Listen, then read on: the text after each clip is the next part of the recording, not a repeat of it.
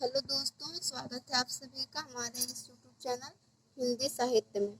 हम लोग एमएचडी 9 के कुछ महत्वपूर्ण प्रश्नों की चर्चा कर रहे थे, जिसमें से कि एक प्रश्न हम लोग पढ़ चुके हैं और इस वक्त दूसरा प्रश्न मैं आज आपको बताऊंगी, जो कि जून 2019 में पूछा जा चुका है।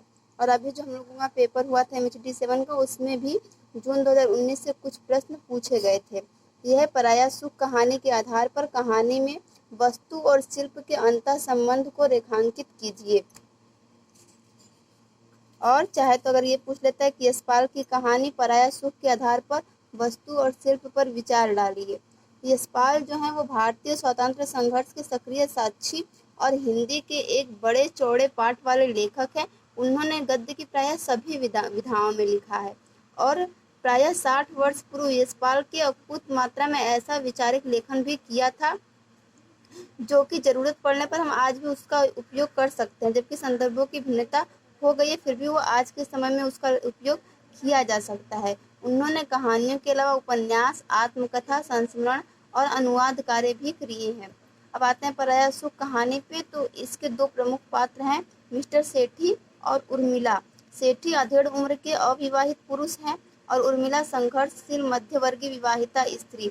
उर्मिला का पति मामूली सरकारी नौकर है और पति पत्नी छोटे पुत्र सहित सीमित परिवार के दायरे में सामान्य संतुष्ट जीवन व्यतीत कर रहे हैं। साथ ही इस परिवार की सामान्य संतुष्टि में कुछ ऐसा छुपा है जो वहां के अभावों को अधिक देर तक नजर से परे नहीं रख सकता। मध्य वर्ग की ऐसी स्थिति में यह मूल कमजोरी की भांति विद्यमान है। इस कहानी में प्रेम तिकोड़ तब बन जाता है जब पहाड़ी इलाके में यात्रा करने के दौरान एक दिन सेठी और उर्मिला लंबे समय तक साथ रहते हैं। इस स्थिति के व्यापक अनुशासन में सेठी जो है वो उर्मिला की ओर आकृष्ट होता है। यह आकर्षण पाठक को पूरी तरह अस्वाभाविक लग सकता है, लेकिन लेखक को इस अस्वाभाविकता से कोई परेशानी नहीं है। जिस कृत्रिम मानदंड की ओर यशपाल ने अपने वक्तव्य में इशारा किया है, वह कहानी में स्पष्ट देखा जा सकता है। मिस्टर सेठी ने मेहनत के बल पर अपनी जिंदगी स्वयं बनाई और इस तरह वह निर्धनता से धनी बनने की मंजिल तक योजनाबद्ध तरीके से पहुंचे हैं। कहानी में सेठी की कर्मठता और लगन से मिली उन्नति को सफलता की मिसाल कहा जा सकता है। यानी कि जो सेठी हैं वो जो सफलता तक पहुंचे हैं, उसमें उनकी कर्मठता और लगन का एक महत्वपूर्ण स्थान है। कहानी का वाचक पात्र के स्वर में स्वर मिलाकर उक्त मंजिल तक पहुंचने की कहानी इन शब्दों में कहता है। पिता के देहांत के कारण एफए में पढ़ाई छोड़ने के लिए मजबूर हो जाना, जीविका का कोई उपाय न पाकर जगह जगह भटकना, एक ठेकेदार के यहाँ 20 रुपये माहवार पर 24 घंटे हड्डी तोड़ परिश्रम, दूसरे ठेकेदारों का काम ठेके पर कराना और बड़ा ठेकेदार बन जाना, एक के बाद दूसरा ठेका। जिस रुपए के लिए उसे दर दर मारा मारा फिरना पड़ा था, वही रुपया हजारों लाखों की तादाद में उसके हाथों से आने जाने लगा। रेल के पुल के ठेके में एक मुश्त 2.5 लाख रुपए का मुनाफा। सेठी ने जीवन में एक चीज रुपए को पहचाना था। क्योंकि उसने इतनी मेहनत करके पैसे कमाए थे, इसलिए उसे सबसे ज्यादा जरूरी चीज सिर्फ रुपए ही लगते थे। रुपए की चाह में उसने दिन को दिन और रात को रात न समझा था। आज वह लखपति है।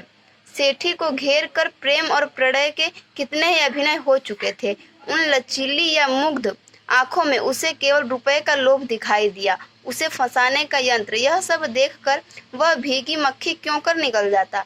उसे किसी ने आकर्षित नहीं किया। वह उन्हें गुड़ की भेली पर मंडराने वाली मक्खियों और ततैयों की तरह हका देता था। उसका लक्ष्य था रुपया। उर्मिला के प्रति सेठी के आकर्षण में जो चीज शामिल है, उसका संबंध एक तरफ उर्मिला के सीमित साधनों से है और दूसरी तरफ सेठी की अपनी आर्थिक शक्ति से है। धन के बल पर वह उर्मिला और उसके परिवार को खरीद सकता है। सेठी की मानसिकता पर पूंजी हावी है। वह अपनी शर्तों पर इस परिवार से गलत सही सब चीजें मनवा सकता है, यही वह करता है। तो इस क्वेश्चन में थोड़ा सा हम लोग सेठी और उर्मिला के बारे में इतना वर्णन कर सकते हैं। और उसके बाद जिसमें जो सेठी जो टिप्पणी करता है, उसमें कुछ शब्द हैं जो हम लोगों का विशेष ध्यान अपनी ओर खींचते हैं। जैसे कि देखिए, यहाँ सेठी के माध्यम से कही जाने वाली टिप्पणी पर गौर करें। इसमें विशेष ध्यान खींचने वाले शब्द हैं, संपूर्ण संपत्ति दे देगा, हिस्सेदार, कोख पर ताला, और अधिकार। इस कोख पर ताला, इसमें एक जब हम लोग कहानी पढ़ते हैं तो उसमें उर्मिला का बेटा है बल्लू और सेठी उससे कहता है कि वह अपनी संपूर्ण संपत्ति बल्लू को दे देगा, परंतु उस संपत्ति में बल्लू का कोई हिस्सेदार नहीं आना चाहिए। स्पष्ट शब्दों में इसका अर्थ यह है कि वह उर्मिला की कोख पर ताला लगाकर सेठी ने उस पर अपना अधिकार कर लिया। ये जो लाइनें एक कहानी में आती हैं ये चारों पूंजी से ताल्लुक रखते हैं। ये 1, 2, 3 और ये चारों शब्द जो हैं ये पूंजी से ताल्लुक रखते हैं। सेठी स्वयं इस पूंजी के कब्जे में रहकर काम करने वाला अदना मोहरा है और इस तथ्य ने उसकी भाषा बदल दी है। अब देखते हैं कि पराया सुख की वस्तु असल में क्या है और किस भांति आज का पाठक उससे भावनात्मक अर्थ में जुड़ सकता है। इसका जवाब यह है कि 20वीं सदी का भारतीय समाज नए विचार सूत्र और मानदंड गढ़ने में लगा है, जिनके अनुसार परंपरागत संस्थाओं का टूटना या बदलना अनिवार्य है। अब देखिए, शिल्प और विषय के बारे में बात करें तो यहाँ शिल्प और विषय दोनों के बारे में किंचित विस्तार से विचार करना निश्चय ही उपयोगी सिद्ध हुआ, लेकिन इस कहानी पर एक अन्य तरह भी विचार संभव है। यही वह पक्ष है जिसका हवाला नकारात्मक आलोचना के सिलसिले में ऊपर दिया गया है। मसलन कथाकार और समीक्षक मार्कंडेय अपनी चर्चित पुस्तक कहानी की बात में यशपाल कहानी जीवन के लिए शीर्षक का इस्तेमाल करके अपना मंतव्य प्रस्तुत करते हैं। अब चलिए देखते हैं हम लोग ये। ऐसे ही समय आदमी पल भर को अपनी ओर लौटता है। सवाल यह है कि कभी अपने जीवन की मूल ऊंचाइयों तक पहुंच सकता है, जहां से वह सामाजिक एवं आर्थिक तथा क्रांति के रास्ते पर अग्रसर हो सके। ये सवाल है और यशपाल जो इस कहानी के लेखक हैं वह उसका उत्तर देते हुए कहते हैं, फिलहाल नहीं। निम्नलिखित शब्दों में एक पूरा दृष्टिकोण देखा जा सकता है। यह कहानी मेरे लिए नहीं। ये जो अब मैंने 6 शब्द लिखे, ये 6 शब्द कहानी में आए हैं और इन 6 शब्दों में एक पूरा दृष्टिकोण जो है कहानी का वह देखा जा सकता है। यह कहानी मेरे लिए नहीं। आदमी पल भर के लिए अपनी ओर लौटता है। सामाजिक एवं आर्थिक क्रांति, पति को छोड़कर सेठी से ब्याह करने की बात, बेवफाई और सहानुभूति पूर्वक नारी की लाचारी का मार्मिक पक्ष। ये जो नारी की लाचारी का मार्मिक पक्ष है, यह इस कहानी की जो नायिका है उर्मिला, उसके विषय में कहा गया है। अब आइए और देखते हैं। लास्ट में हम लोग ये लिख सकते हैं कि लेखक अपनी कहानी में प्रस्तुत पात्र के मनोवैज्ञानिक सच को और उसकी परिवेशगत स्थिति को पूरी तरह जानता हो। यह तर्क अंततः उद्देश्य और सामाजिक सार्थकता जैसे तत्वों को रचना के लिए बाहरी एवं अनुपयोगी मानता है।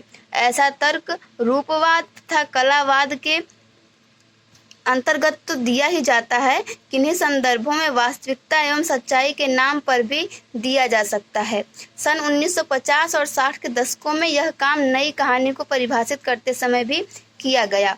नई कहानी पूरे आवेग से शिल्प का सवाल उठाकर कहती थी कि कथा में शिल्प का प्रयोग रचना की आंतरिक आवश्यकता के अनुसार किया जाना चाहिए। तो ये हम लोगों का दूसरा जो क्वेश्चन महत्वपूर्ण प्रश्न था MHD 9 का, वो पूरा हुआ। और आगे अभी हम लोग और इसके महत्वपूर्ण क्वेश्चनों के बारे में जानेंगे जो कि हमारे आने वाले पेपर में पूछे जा सकते हैं MHD 9 में।